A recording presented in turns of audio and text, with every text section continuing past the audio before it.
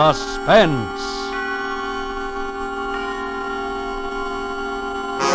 Autolite and its 96,000 dealers present radio's famous couple, Ozzie and Harriet Nelson, in Mr. Diogenes, a suspense play produced and edited by William Spear.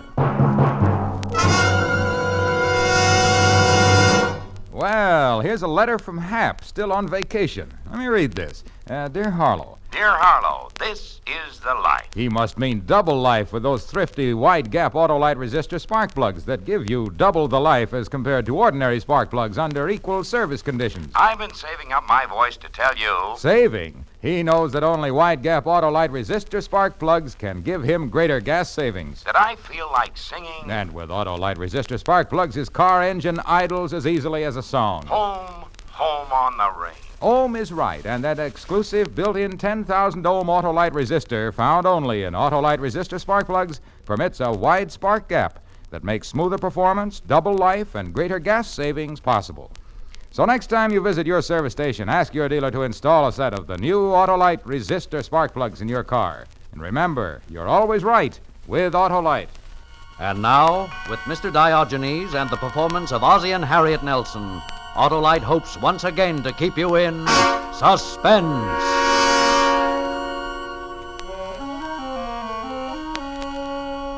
It was last summer. David and Ricky were at camp, and Harriet and I were spending a few weeks at our old apartment in New York. The excitement began with 6 cents, a nickel and a penny. I didn't find out about the nickel until later, after it was all over, but, well, that's the way things go sometimes. Caesar didn't know about Brutus, Custer didn't know about Sitting Bull, and I didn't know about the nickel. The conversation must have gone something like this. Hello. This is Hector. You crazy fool, I told you not to call me. But no one could be listening in on your switchboard, my dear. As you realize, we are on the very brink. Before proceeding further, I must have your assurance there have been no changes. I told you that. Nelson is still the one. Right. But gee, I'm getting worried. Oh, calm yourself, my dear. So he talks afterwards, so they start asking him questions. You have my assurance he won't talk. Yeah, but just... No one ever got a straight story out of a dead man. What? Dear Dead? me, I thought you understood that. No, I didn't.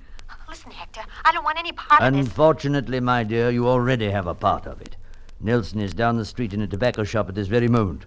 We'll be good friends inside of 10 minutes. Goodbye.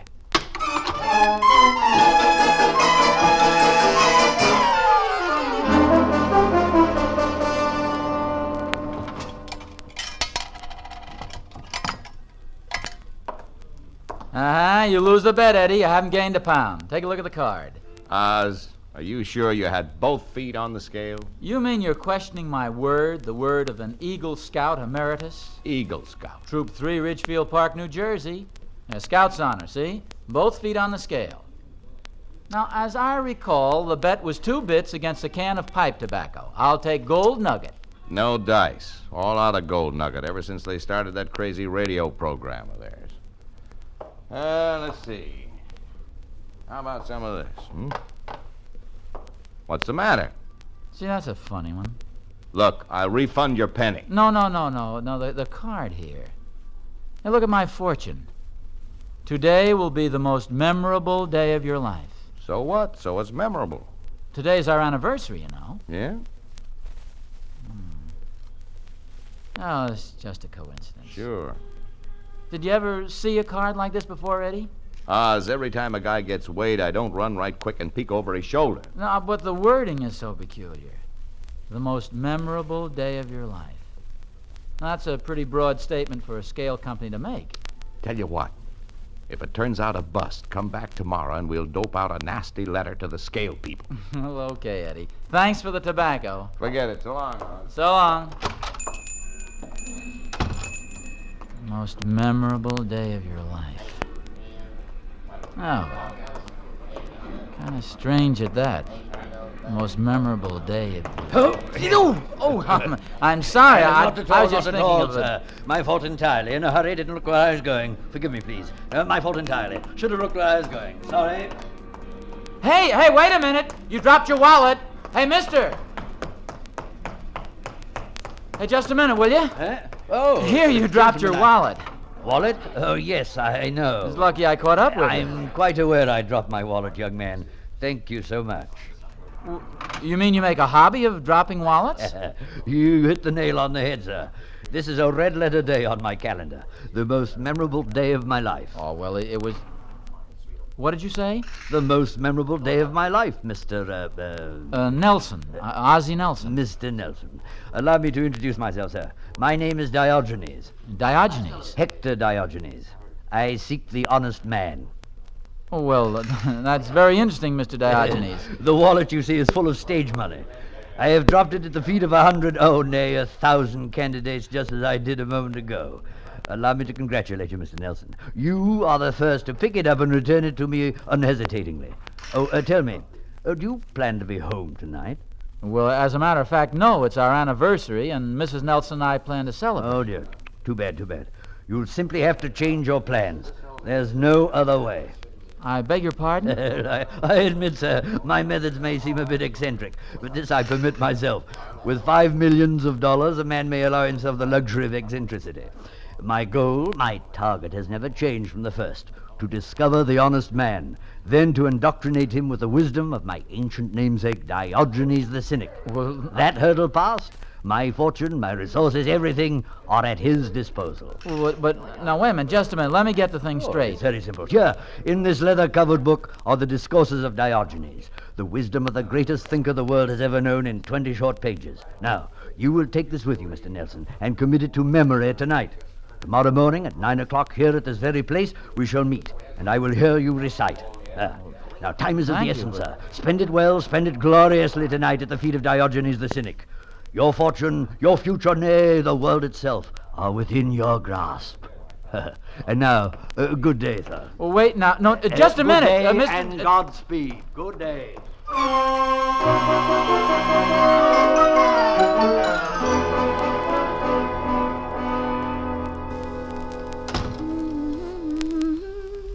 Harriet? Harriet? In here, dear. Oh, hi. Home a little early, aren't you? Yeah, I guess so. How's the new hairdryer work? Oh, wonderfully. See? All dry. Oh, well, for once I gave you something useful for Christmas. You certainly did. Oh, gosh, I'm so excited about tonight. Oh, that's nice. Dinner, a show, and maybe dancing afterwards. Shouldn't I be excited? Harriet, that brings up a very touchy problem. Oh? A strange thing happened to me today. Sort of weird, you might say. In fact, I don't know what to make of it. Well, you've heard about that already. About what? The tickets. Tickets? Oh, I thought that's what you meant. Everybody in the building here got a free pair of tickets to South Pacific tonight. You're kidding. No, sir. They were stuck under all the front doors. No note or explanation, just a pair of tickets in a plain white envelope. South Pacific? Holy smoke. They're worth a small fortune, you know. How come? Nobody knows. Well, but a thing like that just doesn't happen. There must be a reason. You say everybody got them? Well, not quite. 12 apartments, 11 envelopes. 3 guesses who missed out. Us? Uh-huh. But I took it gracefully. I told everybody we were still going to celebrate our anniversary, even if we had to buy tickets to something. Gosh. Harriet, does something about today strike you as kind of different? Well, sure, it's our anniversary. That makes it different. No, I mean something strange. You might even say memorable. Memorable? What I mean is if somebody happened to predict that today would be a very memorable day, all this would sort of bear them out, wouldn't it? Ozzie, has Madame Zaza been reading your palm again? Well, not Madame Zaza, but a scale.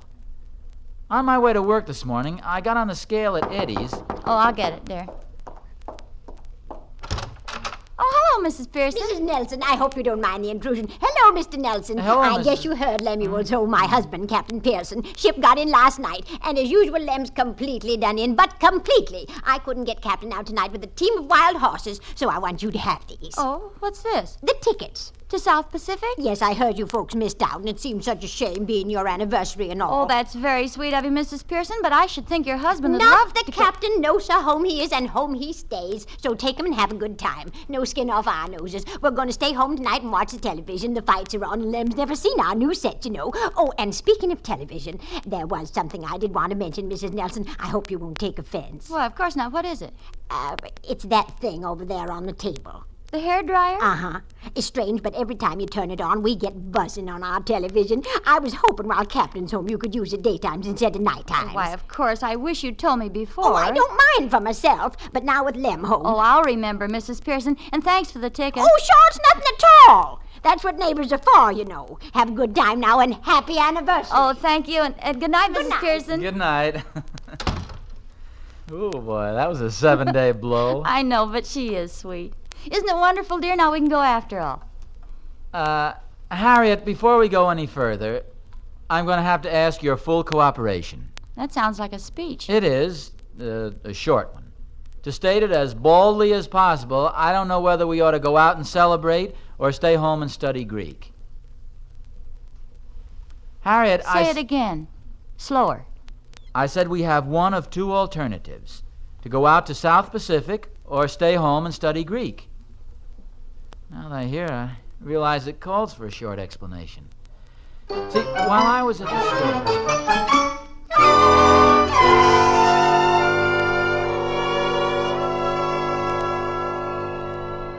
Do you mind the radio, dear?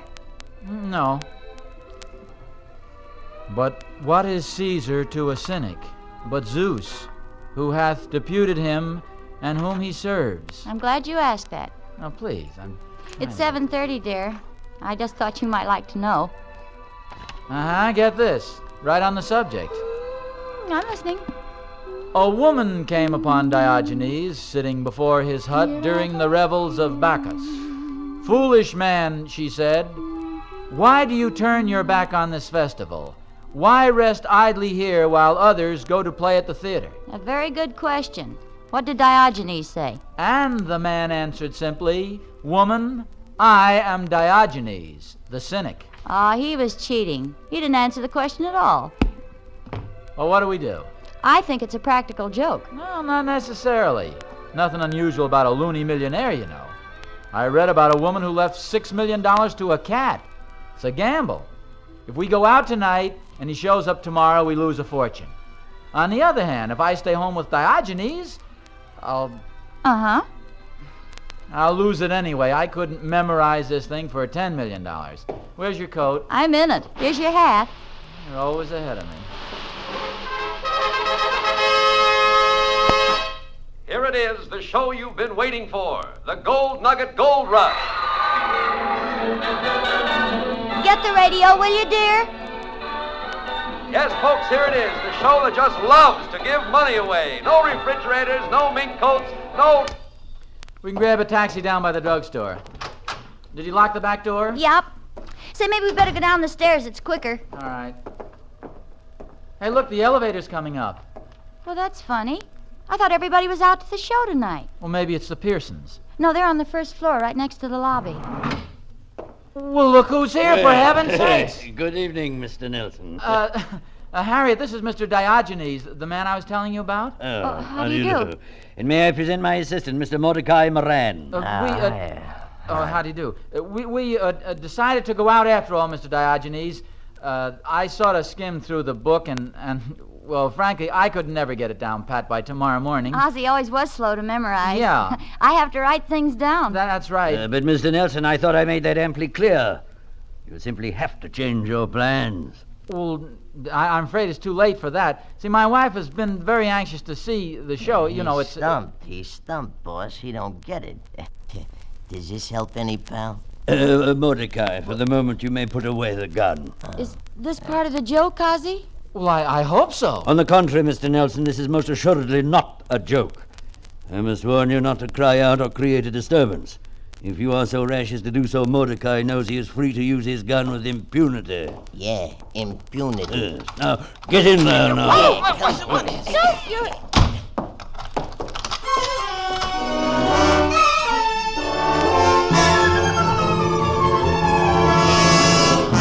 Autolite is bringing you Ozzie and Harriet Nelson in Mr. Diogenes, tonight's production in radio's outstanding theater of thrills, Suspense.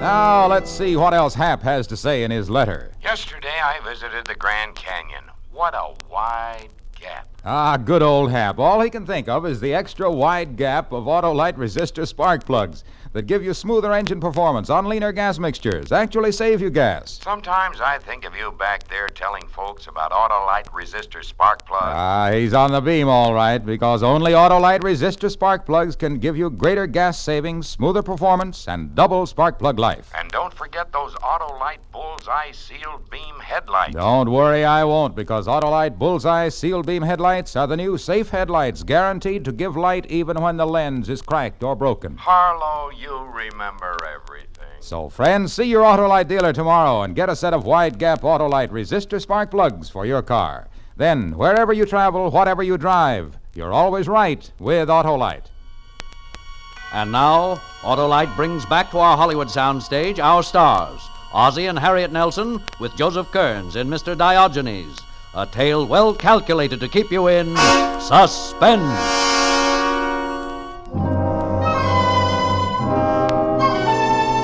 It took a little while to get rid of the notion that Mr. Diogenes was pulling a practical joke. He had just walked out of a comic strip somewhere. But he wasn't kidding. His little pig eyes had greed in them now. There was something cruel about his floppy, fat jowls and his thick lips. He's like one of those blown-up animals in Macy's Christmas parade. And Mordecai, he looked like he'd crawled out from under the reptile house at the Bronx Zoo. The minute the door closed, both of them headed for the radio. It's a nice radio you have here. Very nice. Where would the switch be, Mr. Nelson? Oh, yes, sure. Now listen to me. Before you settle down for the evening, whatever you want, we don't have. Can you understand that? It's some other Nelson. New York is crawling with Nelsons. There are more Nelsons in New York than there are in Sweden. Furthermore, we aren't rich. Mordecai. We don't collect Yeah, plans for atomic Ozzie, look out! projects. That's enough, Mordecai. Everything in its place, Mr. Nelson, and in its proper time.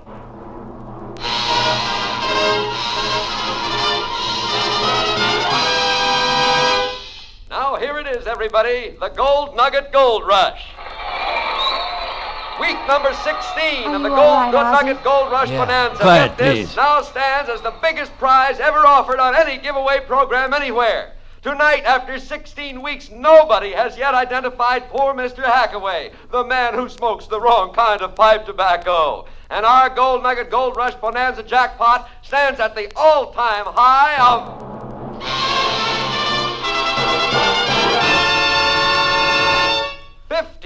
$58,000 in cash. Ozzie, what is this? I don't know, but I think I'm catching on.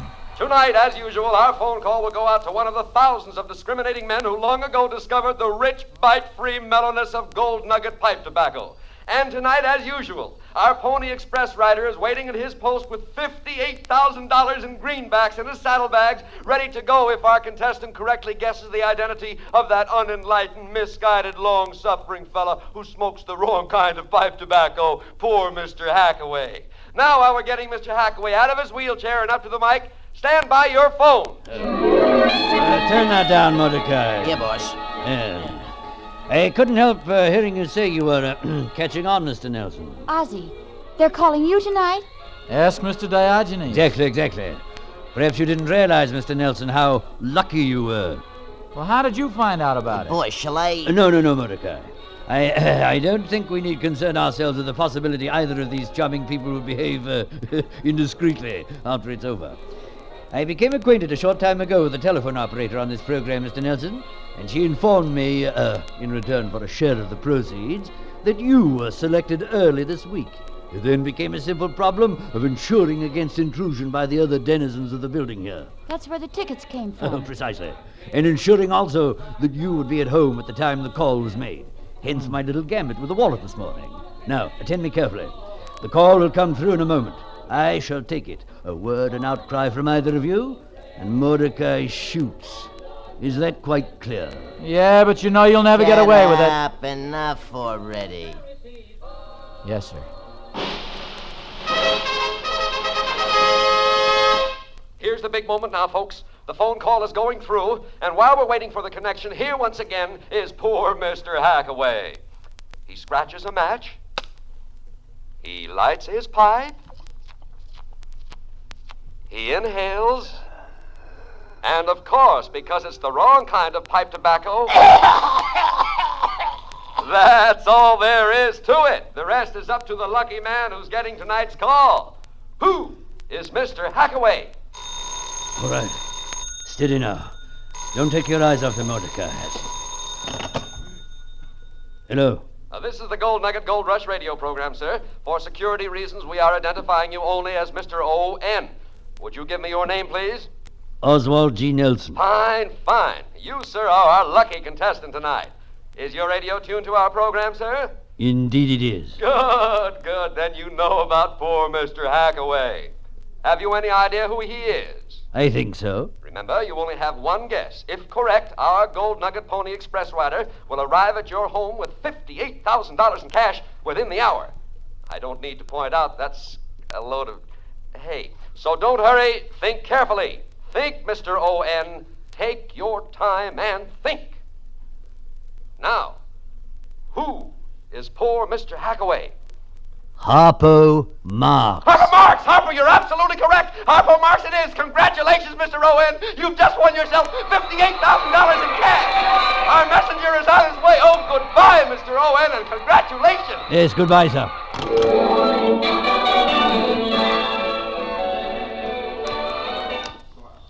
All right, what happens now? Mrs. Nelson and I shall remain here to receive the messenger. You'll retire to the rear with Mordecai. All right, quickly now. Take him in back. Well, he shoved me in the bedroom closet and locked the door. And I heard his steps fade off a little, probably to the bed across the room. A string hit me on the nose, and I remembered the light in the closet. It was 8:15. The messenger'd be here in a half hour, maybe less. After that, I didn't want to think about after that, so I tried to fix my mind on something else. And that's when my eye lit on something lying next to a hat box in Harriet's side of the closet. It was the new hairdryer. For some reason or other, this made me think of Captain and Mrs. Pearson.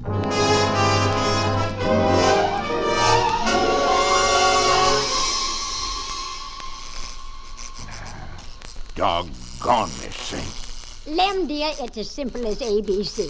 Look. I don't know what happened, Mary. All of a sudden, the picture listed heavy to port, and she began to spit at me. Why, there's nothing to it. It's beyond me how you can drive a steamer, Captain, yet throw up your hands when it comes to a television. See this knob here? This is for sound, and this is for your picture. Oh, dear. You see? That's what happened before. Why, I don't understand it. Let me... Oh, I know. It's Mrs. Nelson. Is it? But it can't be. Can't it? No, I gave her our tickets. They're out. What are you talking about, Mary? Her electric dryer does that. Maybe she changed her mind and stayed at home. I'll run right up there. No, forget it. No use raising a hob over a little thing like that. How do you turn it off? Well, here, let me. The fights don't come on for an hour anyway. She'll likely have her hair dry by then. Funny they didn't go to the show. Wait a minute. If I'd known that, I'd... Mary. What's the matter, Lem? Wait, don't turn it off. Let me listen.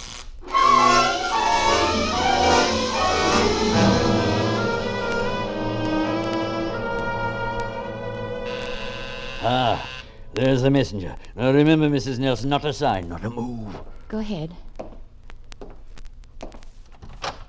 Yes? Oswald G. Nelson? Yes, that's right. Happy prize money to you. Happy prize money to you. Happy prize money, Mr. Oswald G. Nelson. From the Gold Nugget people to you. Here's your package, sir. Congratulations. Oh, thank you. Who are those gentlemen with you? These bums? These fellows are from the armored car people. Mr. Nelson, for security reasons, your name won't be released to the press until tomorrow afternoon. Mm-hmm. We suggest you tell no one about this until the money is deposited. That's very sensible, very. Yeah. Thank you, my good man. Thank you. Good night. Yes, good night, sir. Mordecai! Mordecai! We've got it! We've got it!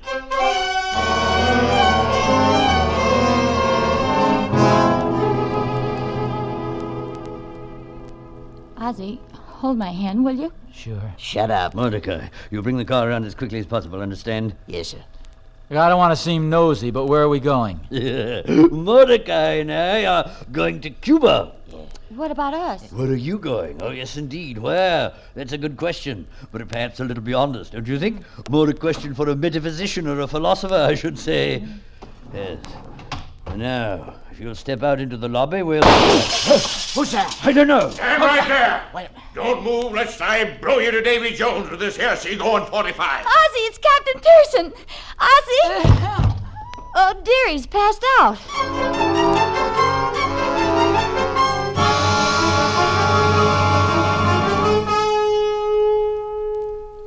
My stars, Mrs. Nelson, you certainly lived a lifetime in the last hour. That clever husband of yours making a Morse code SOS with that hairdryer. I get the shakes when I think how close we come to turning the television off. Me too. Who's that man with Ozzie? I don't know. He come up just as Lemon, the officer, took off in the patrol car. Oh, would you excuse me for a minute, Mrs. Pearson? Sure, go ahead. What are they doing? I guess I figured it wrong then. I get $2.25, but if you say $1.79, well, I guess you ought to know. Good. Shall I let you have it now? I just happen to have some spare change in my pocket. Yo, I guess I'll be all right. Okay.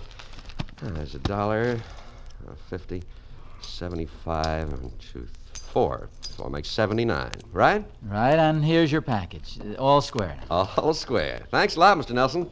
Good night. Good night. Ozzie, you gave him the $58,000. Well, sure, everything's settled now. It's all square. Who was it? Well, the income tax man. Oh, no. Come on, silly, let's find a taxi. We've still got time to make the second act.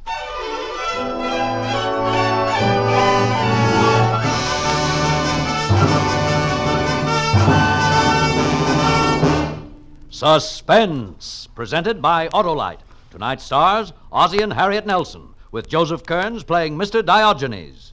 Ozzie, I've been hearing you and Harriet on your H.J. Hines program, The Adventures of Ozzie and Harriet. Oh, thanks. And we've been listening to Suspense regularly.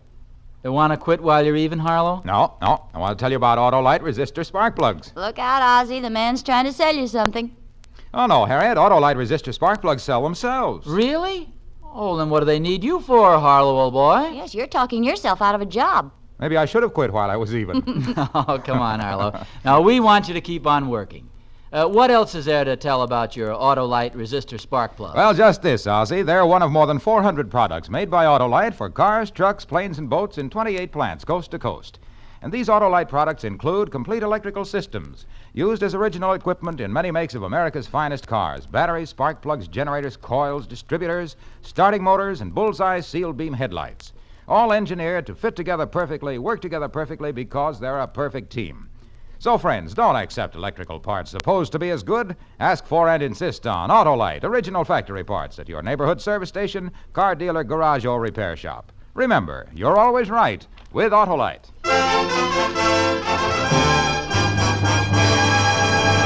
Next Thursday for Suspense, Rosalind Russell will be our star. The play is called Consideration, and it is, as we say, a tale well calculated to keep you in suspense. Tonight's Suspense play was produced and edited by William Spear and directed by Norman MacDonald. Music for Suspense is composed by Lucien Morawek and conducted by Lud Gluskin. Mr. Diogenes is an original play for radio by Harold Swanton. In the coming weeks, you will hear such stars as Kirk Douglas, Marlena Dietrich, and Richard Widmark. Don't forget, next Thursday, same time, Autolite will present Suspense, starring Rosalind Russell. You can buy Autolite resistor or regular spark plugs, Autolite stay-full batteries, Autolite electrical parts at your neighborhood Autolite dealers. Switch to Autolite. Good night. From Maine to California and in far-off overseas outposts, the USO flag is flying once again. Those of us back home can now be sure that the USO is taking good care of our sons and brothers and loved ones on active duty with America's armed forces. This is CBS, the Columbia Broadcasting System.